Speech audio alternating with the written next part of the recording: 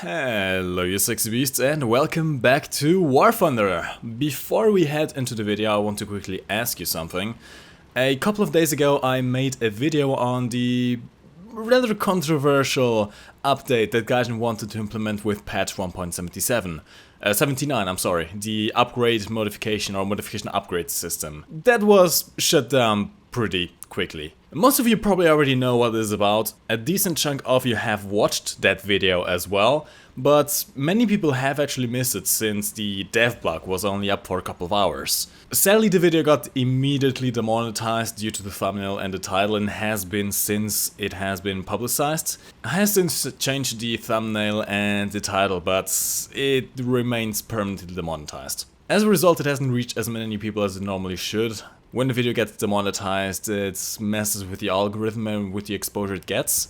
And in this particular case, this is the kind of information that I think is really important to keep a track of, keep a history of, keep everyone informed of. Now the easy fix would be to re-upload it, but I don't really want to be that kind of guy that uploads old content, and I've expressed that on my stream. But I want to ask you guys, what do you think about me re-uploading that video with a different thumbnail and title to actually make it work in the algorithm? Perhaps I might even re-render it with a different gameplay in the background, instead of the April Fool's event have some dev server gameplay on it. Again, I feel like the topic covered and the information portrayed in that video is important to know, but I don't want to be that guy that re-uploads old content if his audience doesn't want it. So I'll let you decide. Let me know what you think. There will be a poll in the info card, and you can also let me know in the comments down below. You can vote either way. I will not be bothered if you vote no. I'm perfectly fine with not re-uploading it if you guys don't want that. But that aside, so let's get right onto the video. Now, some people got the wrong idea from my past couple of videos that I didn't actually want Gaijin to make any money. That is not at all the case. I'm simply against buying your way into top tier tanks and rather, well, questionable mechanics to enforce a sort of pay-to-win system. I do, however, strongly recommend premium stuff that I deem fair and worth it. And this is going to be one of those recommendations that are definitely worth it. Now I just want to mention, this video is not sponsored, neither by Gaijin nor by Humble Bundle. This is just my own PSA, and it's just something I really don't think you should miss out on. But what am I talking about? Right. Currently, there are less than 3 days left for a 50% discount on the Sonderkraftfahrzeug 140-1 on Humble Bundle. Unlike sites like G2A, Humble Bundle is a reputable official seller that also donates a percentage of each sale to charity, and is also officially recognized by Gaijin, so it's perfectly safe to buy stuff through there. And for about €3, you can currently get yourself a pack with the Tier 1 Premium Sonderkraftfahrzeug 140-1 light tank, 500 Golden Eagles, and 7 days of premium. Now, the GE and the premium time alone are more than worth it for the price. And in fact, you can still get them if you already have the tank, if you bought it through the Panzer II pack. If you have already redeemed the Sonderkraftfahrzeug pack though, you cannot redeem the same pack twice.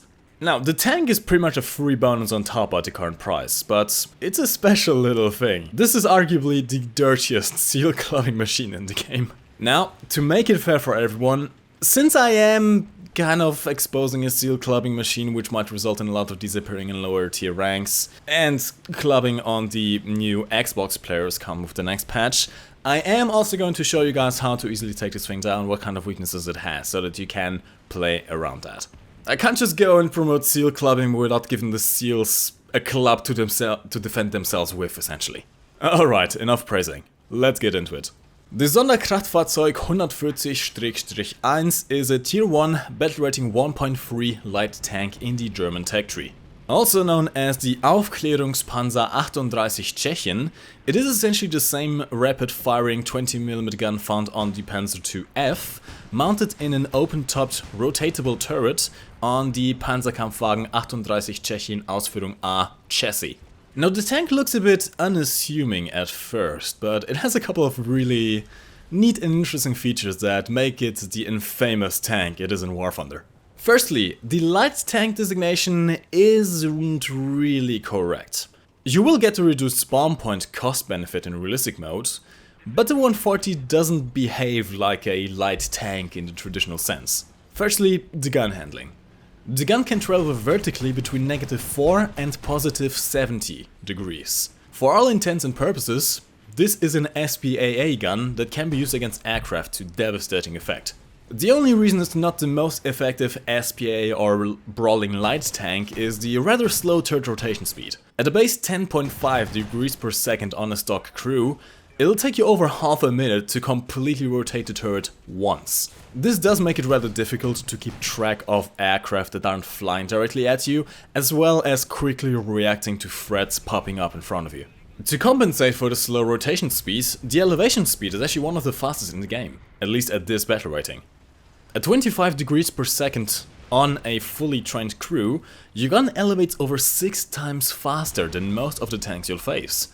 And this gives you a sort of pseudo-stabilization effect at low speeds. The 20mm gun itself is quite capable. You have the choice of equipping a pure HVAP belt with 64mm of penetration at close ranges. This is enough to punch through pretty much anything you'll face to great effect. Since tanks at this tier tend to have little crew and you have 10 rounds per clip, you can easily kill multiple tanks before you have to reload. Do keep in mind that the shells do lose a ton of penetration at range. Even at a relatively short 500 meters, your penetration drops from 64 to only 26mm. At even further ranges, the gun becomes useless. This cannon needs to be used at very close ranges to be effective. The mobility is decent, as to be expected from a light tank. You're not the fastest thing on the battleground, but you can get to where you need to be at a decent pace. Generally speaking, you can easily get up close and personal around the capture points and employ the cannon in its effective range. Now for the armor. Remember how I said earlier that the light tank designation didn't really fit this tank? This is why. For a supposed light tank, the Aufklärungspanzer has some of the best armor at its tier. In comparison to the Panzer IIs, which generally have 30mm of armor at best, most of the front of the 140 ranges from between 50 to 70mm of effective armor. That is a huge amount of protection at this low battle rating. Even the janky looking frontal plate of the turret offers up to 40mm of armor due to the angling. And even if your armor does get penetrated, you have a total of 4 crew, which gives you a decent chance of surviving at least 1 or 2 penetrating hits.